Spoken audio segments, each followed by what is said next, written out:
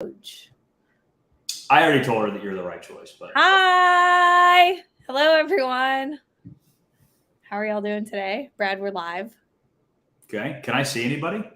It's on Facebook. You gotta go to Facebook. Got it. Okay. No, you can't. That's not how live stream works. Gotcha. Okay. He's living in the Stone Age. Gee, thanks. Everyone, thank you so much for coming today. Our topic is how to work with a buyer's agent.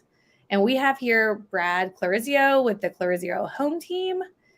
He is in his new home office in his awesome Grandview house that family just bought and renovated. So he's been around for the Columbus market for a while as both an investor and an agent. So why don't you introduce yourself? Sure. Thanks, Jesse. Once again, my name's Brad Clarizio. I'm with Red One Realty, and I'm the team leader of the Clarizio home team. On a personal level, as Jesse said, I live in Grandview. I have 3 daughters and a beautiful wife. And I have been investing in the Columbus market for approximately 12 years. And around 4 years ago, I quit my full-time job to be a full-time investor. And I got my real estate license at the time just to sell my own deals and just kind of have my license for fun. And was it only 4 years ago? Yeah, April 12th, 2019. Feels like a lifetime. Yeah. And so 4 years ago, I became a realtor. And it turns out that I have a skill set that not a lot of realtors have. There are definitely some out there that do. And so I now identify as a realtor. When people ask me what I do for a living, I do tell them a realtor. I always say it's more likely that they'll want to buy a house than it is that they'll have one to sell me. So I tell people I'm a realtor. And much of my business is focused on investors. Again, as an investor myself, I own over 150 units between myself. I have some partners on some of the deals, so not all that is outright. And then my team, I'm a team leader of the Clarizio home team, and we are on track to sell about 130 deals this year. Wow. So we have a closing approximately once every 3 days, which is pretty exciting. And so much of that is investor, much of it isn't. We tell folks we're retail agents, but certainly we have investors that we work with. And, they have been good to me over the years, which is, of course, something that we'll talk about in here. Yeah. Sell me a deal. So thank you so much for being here. Just to give a quick little kind of background on how I know Brad. So he has been a mentor for me since back in 2021? Yeah, 2021. Yep. So a mentor, a lender, a agent, a friend. What else do we do? We do a lot. Yeah, I think you sell me deals, which is great. Yeah. You're a buyer for us. For you. Yeah. So yes. We really do have a full circle relationship, which is we really do. And he has helped me grow on so many different levels, mindset wise, maturity, communication wise. So I'm really happy to have you here today. Yeah. Well, Jesse, I can't leave this without saying how proud I am of you for starting this. You told me years ago this was your dream and you were living it. So I am fortunate enough to be part of the program. Thank you for having me. Yeah. And I still use your resource vault like 2 to 3 times a week. And guys, I've been doing this over 10 years with, over 100 rentals. And, I feel like I've seen everything in the real estate world, but unfortunately I haven't yet. No. And you never will. Yeah, I never will, which actually is what keeps it kind of interesting. And, the resource vault that you have, I've never been great at documentation. I just remember everything up here, which is crazy. And so like the program that you have, the tools that you offer these guys are, I still use it. I mean, I still use it all the time. And that's with owning things for over 10 years. So thank you for everything you've been doing. Of course, thanks for having me. Yeah, appreciate it. Definitely appreciate the kind words. We are here to talk about me as an investor and a buyer, and you as, you are an investor, but you're here in the buyer's agent's capacity right now. So those 2 roles, what's the best way to work together to actually, in today's market with all the competition, like how are we actually getting deals purchased off the MLS? So that's what we want to teach everyone. We've seen a couple comments come through. If you guys can hear us and see us, and if you have any specific questions, anything like that, hop into the comments. We don't want to just talk to each other. We want to make sure that we are answering anything you want to know. So make sure that you're asking, because, Brad, he doesn't do a lot of networking, like formal stuff. So he's hard to get a hold of. No, I mean, you don't go to the meetup. I'm a busy guy. I don't have much time for the fun stuff. Yeah. But I do like to get out there every once in a while. So, yeah. So he doesn't come to the meetups or anything. If you have any questions for Brad, this is a great time to get him. Okay. So hop in the comments. All righty. So first topic is kind of, what is a buyer's agent and why is it crucial? Yeah. I mean, obviously a buyer's agent represents you on deals that you buy really anywhere. So I think the misconception is that these are MLS only deals. I have represented countless buyers and sellers off market. And so that's obviously a benefit to working with a realtor. But one of the biggest benefits of working with a realtor, specifically on the buy side, is them helping you identify how to create a realistic buy box. So, for those who don't know, buy box is really just the criteria that you use, that you operate your business under. And, Jesse's program, I'm sure, will go over, what it looks like to really create a buy box. But in partnership with a realtor, I get so many people who are like, hey, I want to buy a house for $80,000 that needs a $10,000 remodel, and I want it to rent for $1,300. I'll take 10. Yeah, and using conventional financing. It's like, oh, geez, right? So developing a realistic buy box, which is really just your criteria for what you buy, in partnership with a realtor, somebody who's honest with you and will tell you, like, listen, you're crazy. That's not going to happen. I just had this conversation a few weeks ago with a client who's like, I want a duplex for $150 that rents for at least $1,250 a side. I'm like, if you have a time machine to bring you back to 2019, awesome. Otherwise, it's just not realistic. So I help them develop more of a realistic buy box that they understand, but they're not wasting their time and frankly mine. So yeah. Yeah. And we'll definitely get into the component of time wasting, because that's like one of the biggest fears that we hear from new investors is, I don't want to feel like I'm wasting their time. So from your point of view, from a buyer's agent's point of view, what are realistic expectations that I would have on, maybe helping run comps or walking a million properties, or like, what as a new investor should we expect from a solid buyer's agent? Look, I think it's obvious that realtors work on commission, right? So when we sit at a desk all day and run ARVs for people, we don't make any money, especially if it's just for practice or just for fun.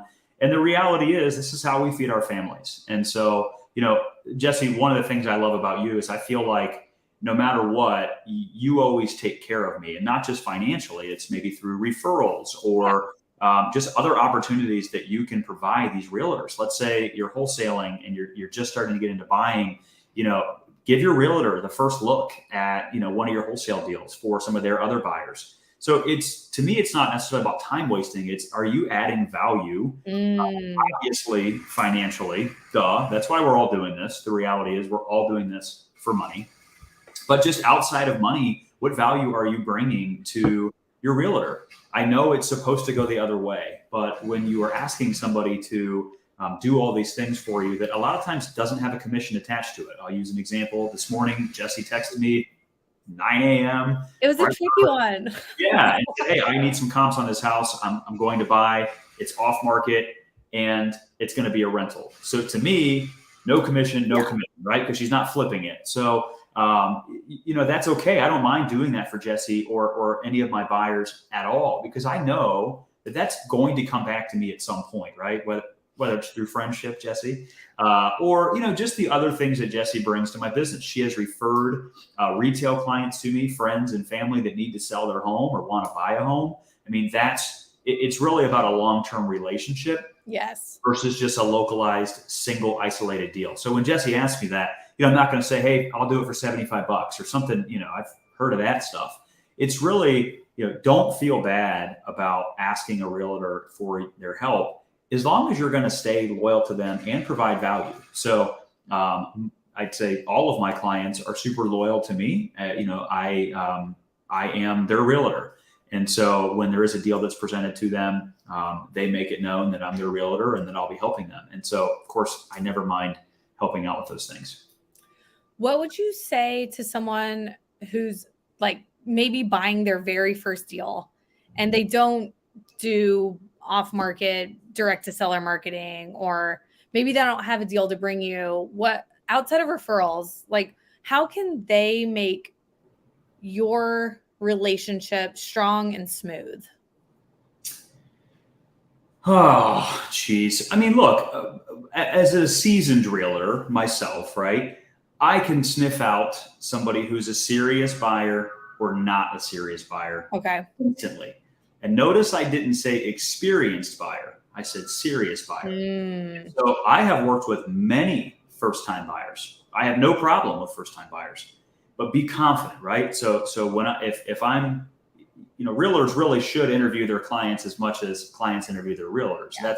That's a whole other problem. But for me, it's coming to me or somebody from my team, anybody who works with investors with a solid buy box or a realistic buy box. Coming to me with financing already lined up, right? I have a relationship with a hard money lender. I have a private money lender with a proof of funds statement that's ready to go.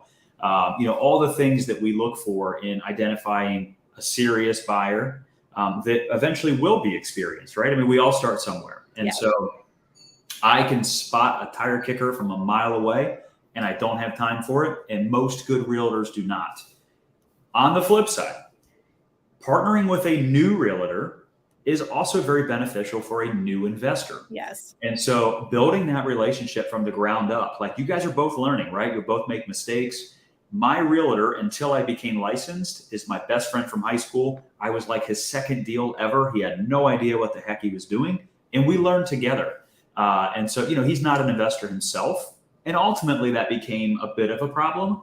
But, if you grow together with this person, Yes. then I think there's a lot more value to that realtor, not just financially, but just having somebody that trusts them and actually makes them learn as well. I mean, sometimes, Jesse will ask me a question about a commercial building. I'm like, I don't really know commercial, but I'll take a look. And then I learn more about commercial than I ever thought I'd know.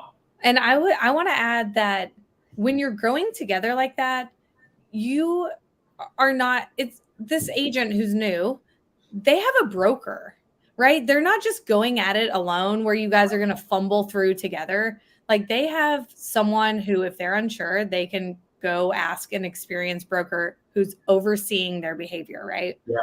So, and like to that same point, Jesse, I would highly recommend that you work with somebody on a team. And so, like, okay, for example, just as an example, the three other agents on my team have a higher level of competence in investing than they would if they weren't on my team. I mean, that's the reality, is that they joined my team for a reason. And so, if not me, one of the members on the team, there's many other great investor realtors out there, and maybe the team leader might not be ready or capable, or I'm sorry, not capable, but able to take on a brand new investor. right. So partner with somebody on their team who has access to that team leader and is able to provide that same context and probably has a little bit more time than the team leader. So would you say that's a little bit where you are with your team relationship now? Maybe you're maxed on the buy side, but your team has some capacity? Yeah. I mean, me personally, I try to keep my investors to 5 to 7 total. And I could probably have 50 to 70 if I just opened up the floodgates. But my team, again, we have a super high level of confidence in investing overall. And they're a team of killers. If you work on my team, then, we've talked about it. Like, my expectations are super high and you get the same level of expectations. And really you get a direct pipeline to me through them.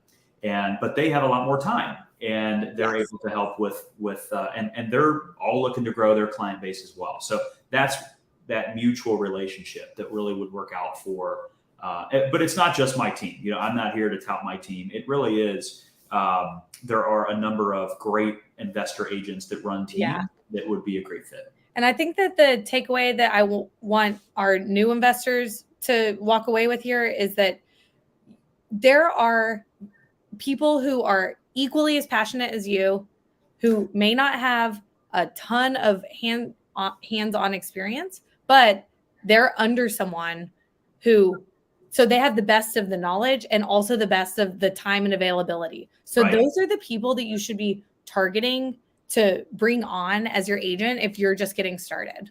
Yep. So you're not only interviewing the agent, you're also interviewing, maybe not interviewing, but getting information on the team, the entire team. Yeah. And that's where things like Zillow and even Googling the team name, the reviews. If a team doesn't have any Zillow reviews or any Google reviews, that's a problem because they're not asking their clients for feedback. And, we are fortunate enough to have over 100 5-star Zillow reviews. And we actually just started our Google page a couple of weeks ago. Jesse, thank you for the review. You are so welcome. From the heart. Yeah. I mean, look, guys, when we go out and we spend a bunch of money on a large purchase, don't you read reviews? I know I'm the weirdo that reads, I like 3-star reviews because they tend to be the most honest. But, I think just doing your research on, I look at a realtor as a member of your team, right? 100%. So are you going to hire somebody, an assistant, a property manager, anybody like that without interviewing them, without researching them, without doing your due diligence? Hopefully not. So do that same thing with realtors, search, there's large Facebook pages. Obviously, Jesse is a huge resource for, is this person the right fit for me? So she could be a secondary sounding board for something like that. Yeah. Happy to everyone here knows you can reach out to me anytime on Facebook Messenger. I'll answer any of your questions. So if you want to know, about the real story about Brad's team, no, I'm just kidding. Oh, geez. Yeah. And as far as one other thing is networking. I know Jesse started off by saying I don't network much anymore, and she's right. And I heard, and I don't will do the meetups. Yeah. But going to meetups, the coin meeting is such an awesome meeting. And Jesse, I think you're part of that from a leadership. Yeah. You don't even know, but yeah. Again, if you're interviewing these people, how do you fit with them? I have many investors that I've worked with in the past, super qualified, real buyers, cash buyers, the buyers that realtors dream of. I don't work with them because we weren't a personality fit. How do you see that? Well, it's in person, it's networking, it's being around them. Who fits you, who fits your style. I'm super type A. So some of my investors that are a little slower, maybe don't work with me. Jesse, also type A. So when her and I together at a showing, we're pushing each other through the bedrooms, who gets to go in first. And so make sure that you find, but you may be type B and want somebody who's more analytical and takes a little bit more time to think about things. And so you see that when they're in their natural habitat through a networking event. Yes. So to find an agent, Google reviews, networking, your personal connection. I am always telling everyone, any single person, contractor that you want to hire, that third-party referral means so much more to me than anyone, raising their own hand. 100%. Yeah. So it's the greatest compliment you can receive in a sales type role is a referral. Yep, definitely. Okay. So in today's market, with all the competition on the MLS, what does it take to get an offer accepted? Yeah. I wrote down a few notes, and it's really just a couple of words, but the most important thing is communication. Not just communication between, your realtor and the buyer. So me and you, for example, us being on the same page about what it takes to get a quality offer accepted, but it's really communication between the buyer's agent and the seller's agent. And this is why realtors are so necessary, is that we are, we tend to be more skilled in talking to other realtors about deals, about terms, about conditions, all these things that go into, a successful offer, a successful deal. So communication between the buyer's agent and listing agent is just so crucial. So if you are working with an agent that, takes 2-3 hours, 4 hours to respond back to a text or a call or whatever it is, it can be really tough to get an offer accepted when, the listing agent calls back with questions about the buyer. And so prompt communication.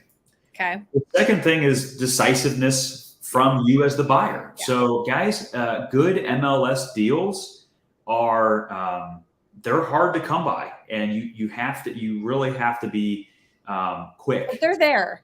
Yeah, they are there. Oh, yeah. No, I have an offer out on one right now. I keep checking my phone to see if they accepted it. I gave them a 4-hour acceptance window. So, that sounds about right. yeah.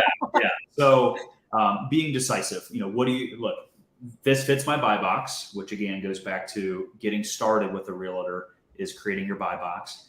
And then, this fits my buy box. I want to see it. You probably only have 48 hours to go see the property, right? And obviously the sooner the better. And so being decisive, this is a house that I want to see. This fits my numbers. I've done some analysis. Here's my analysis. What do you think? So running your analysis by your realtor beforehand. Jesse will do that sometimes. And I'm like, I don't know where you're getting these numbers. I think they're totally off. Or, never. Hey, this is a home run. Let's get in the car and go right away. So just that decisiveness, that partnership is super important. And, just knowing what you're capable of offering, your confidence level in construction, and just being super confident in your numbers to make a high quality offer. And the third thing is, having financing lined up and ready to go, like solid financing. So game changer. Yeah, like obviously hard money lenders, private lenders, or even conventional. I do have buyers that investors I work with, believe it or not, that still buy things conventionally. And, they're probably not as competitive, but that's okay. And so just really like having all your stuff together before the deal comes through, right? If you are scrambling to get those things when a deal hits the market, it's too late, guys. It's too late. Be ready for the next one. And so just have that stuff, be ready to go. Most importantly, have your buy box ready.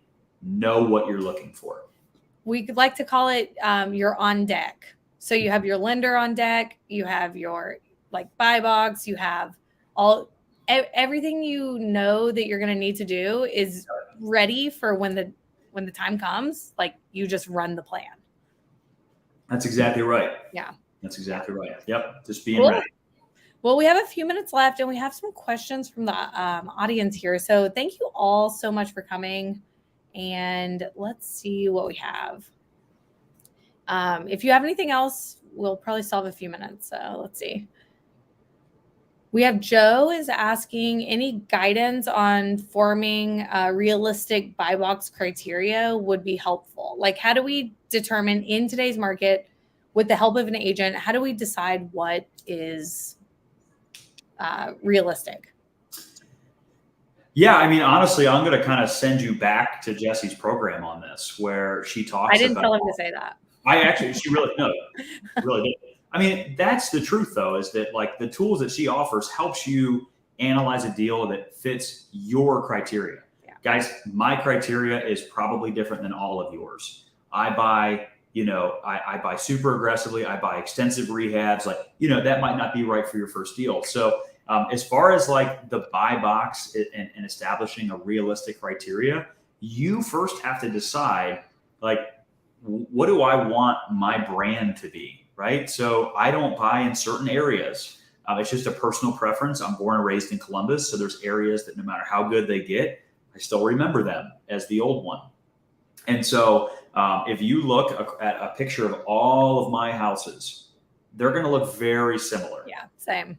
3-bedroom, 2-bedroom, ranches, brick. I love brick. I'm a sucker for brick. I'll overpay for brick. And so you can look at a house and go, that's a Clarizio property. And so it's really just establishing, like, what do you want your brand to be? There are a lot of investors I know that only buy downtown. I don't really buy downtown unless it's multifamily. I'm a suburb guy. Suburbs tend to have lower cash flow, but they have higher appreciation. So it's really just, what do you want to be? But your agent should be helping you with what's realistic. And when you establish what you want your brand to be, then they can establish what a realistic expectation should be. Love it. So that flows right into Izzy's question of how would you take that buy box and translate it into an MLS search? Yeah, I mean that's literally it. Like you write it down and you're setting up a search. And again, I don't buy one bedrooms. So for single family homes specifically, I don't buy any one bedrooms. They're just super hard to rent. So when I'm setting my search, I'll start it at 2+, right? And I also don't like anything too big. So 5 bedrooms probably has a large population, right? So I know that my buy box is 2 to 4 bedrooms. So boom, there's my search. The areas, again, guys, just knowing your streets, knowing your areas, and with help from your realtor, you can know what are the up and coming areas, what are the areas that need a lot of work. Most of the houses in Franklinton, for example, need a ton of work, but there's huge margin there. Me personally, I only buy homes that are built after 1940. So when I'm setting my search, year built, 1940 as the beginning year. And that's just a personal choice. Many investors out there, including Jesse, buy old homes that require full extensive rehabs. And, it's just something like, everybody has their thing. Yeah. So, and then honestly, the max price has been the biggest thing for me is, that's good I want, how many homes are 2 to 4 bedrooms? And I'm getting hit with, if I don't put a max price, then I'm getting hit with renovated homes. I don't buy renovated homes. I buy burrs. And so putting a max price, and that max price needs to be 75% minus repairs. Exactly. Yeah. Exactly. Using the formula that we all operate off of. And, that you could put your max price. Mine is 150. So I have 150 set up. I see every house in Franklin County that hits for under 150 in certain zip codes with certain criteria. I see it every single day when it comes across. And so that's something your agent would be able to help you with. And even if you're investing out of state, maybe you could lean even a little bit harder for these search criteria and the buy box to narrow down. Absolutely. Yeah. Yep. Cool.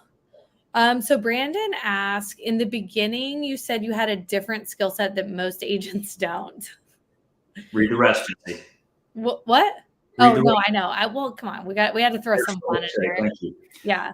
Hey, Brandon, how's it going, man? Yeah, I mean, most agents might own their own personal home, maybe one investment property, maybe a lake house or something like that. There aren't a ton of agents, quite frankly, that own a portfolio like I do. So I'd say, understanding real estate investing specifically to the extent that I do and some other large investment agents do is really the skill set. So my biggest strength as an agent is construction. I am really quite good at construction estimating specifically. So I can walk through a house in 15 seconds, or I can see 10 pictures of a house and give you plus or minus 10% what a renovation will cost. That comes with experience, everyone. It does, guys. Yeah, it don't does. Start out of the gate. That does not happen out of the gate. Yep. And remember, 12 years of doing this. Although I own, over 150, I have renovated over 300. And so, guys, it just comes from experience. And so that's certainly a skill set that I have that a lot of realtors don't. And really identifying, like helping with extra contacts as well. So I don't share my contacts with anybody outside of clients. So if I have a random person text me and say, "Hey, Brad, do you have a HVAC guy?" Nope. I don't know any, and it's just because like part of the value that I offer my clients and that my team offers their clients is having an extensive Rolodex of contacts that were built and battle tested over the last 10, 12 years. And so that's another skill that our team brings among, others, again, other realtors out there, is just really like a ton of contacts. And that's a huge benefit of working with a realtor.